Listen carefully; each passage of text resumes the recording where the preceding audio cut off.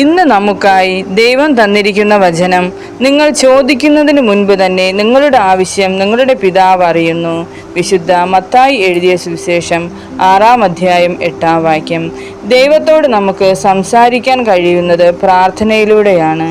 മനസ്സിലുള്ള എല്ലാ കാര്യങ്ങളും, നമ്മുടെ രോഗാവസ്ഥകളായാലും മറ്റുള്ളവരിൽ നിന്നുള്ള വേദനാജനകമായ പെരുമാറ്റങ്ങളായാലും സാമ്പത്തിക ബുദ്ധിമുട്ടുകളായാലും കുടുംബജീവിതത്തിലെ പൊരുത്തക്കേടുകളായാലും പഠനത്തിലുള്ള ബുദ്ധിമുട്ടുകളായാലും എല്ലാം തുറന്നു പറയാൻ വിശ്വസ്തനായ ഒരാളേ ഉള്ളൂ, നമ്മുടെ ദൈവം.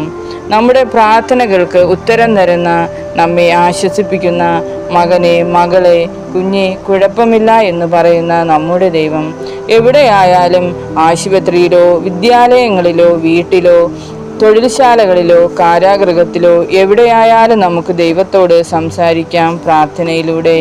ദൈവത്തോടുള്ള സ്നേഹ സംഭാഷണമാണ് പ്രാർത്ഥന. നമ്മുടെ കുടുംബങ്ങളിൽ മുടങ്ങാതെ പ്രാർത്ഥന നടത്താം. കുടുംബ പ്രാർത്ഥനയുടെ ലക്ഷ്യം എന്നത് കുടുംബജീവിതത്തിൽ ദൈവം ആഗ്രഹിക്കുന്ന ദൗത്യം പൂർത്തിയാക്കുക എന്നതാണ്. നമ്മൾ പ്രാർത്ഥിക്കാതിരിക്കുമ്പോൾ ദൈവം തോൽക്കുകയും സാത്താൻ ജയിക്കുകയും ചെയ്യുന്നു. നമുക്ക് പ്രാർത്ഥന മുടങ്ങാതിരിക്കാൻ ശ്രദ്ധിക്കാം. കർത്താവ് പഠിപ്പിച്ച പ്രാർത്ഥന നമുക്ക് ഏറ്റുചൊല്ലാം. സ്വർഗസ്ഥനായ ഞങ്ങളുടെ പിതാവേ, അങ്ങേ നാമം പൂജിതമാകണമേ. അങ്ങേ രാജ്യം വരണമേ.